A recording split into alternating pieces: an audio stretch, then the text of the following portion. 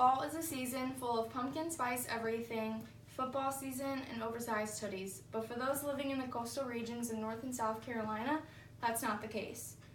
Hurricane season occurs from June 1st to November 30th, mostly occurring in the fall. Although this season may not pertain to you, it could be pertaining to someone's loved ones. I've done research on 5 articles and analyzed for the truth. Today I'm going to be talking to you about the timeline of Hurricane Florence. Hurricane Florence started as a Category 4 hurricane, many believing that the destruction may be bad. To give you an estimate of how large Hurricane Florence is, it's roughly the size of Indiana and Kentucky combined.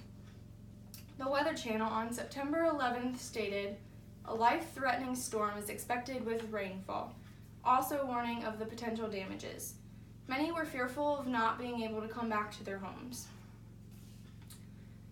Ashley Morris from Star News stated that Hurricane Florence first made landfall in Wrightsville Beach, North Carolina, just outside of Wilmington.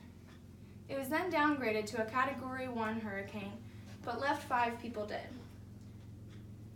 Aaron Durkin from The Guardian wrote, "It was crawling at just 3 miles per hour, meaning it could linger for another whole day over the coastal North and South Carolina." With this, the flooding and destruction would worsen. The flooding was also starting to destroy many homes.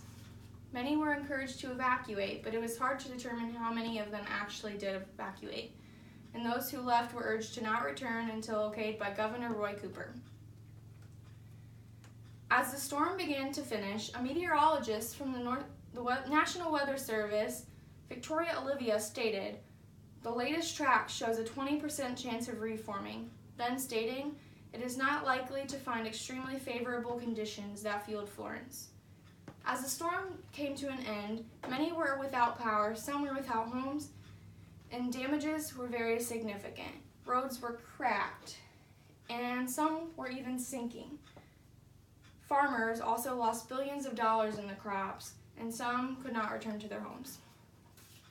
Out of all of the sources that I viewed, they all seemed to connect in a way. The Weather Channel gave warnings and watches and a Category 4 hurricane warning. Aaron Durkin from The Guardian gave us a first look at when the hurricane hit and stated it was a Category 1 hurricane, which was different than when the Weather Channel stated.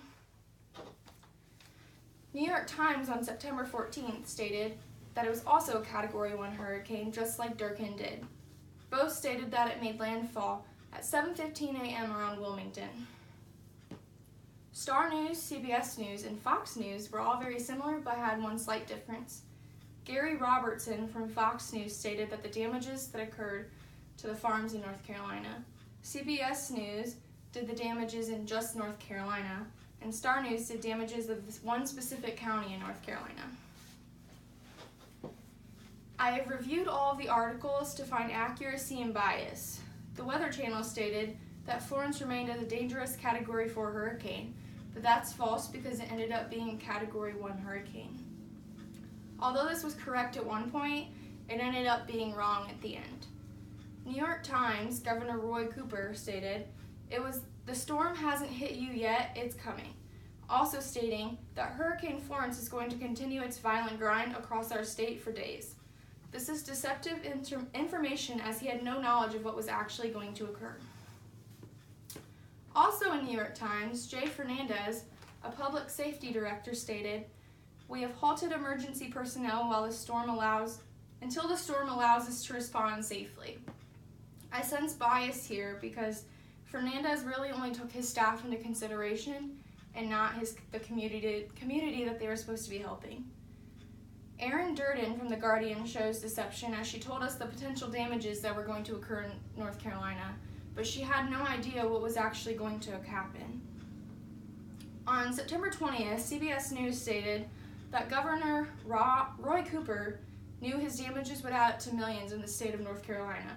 Although this was just an estimate, he had no idea the amount of damages that were going to occur in the state.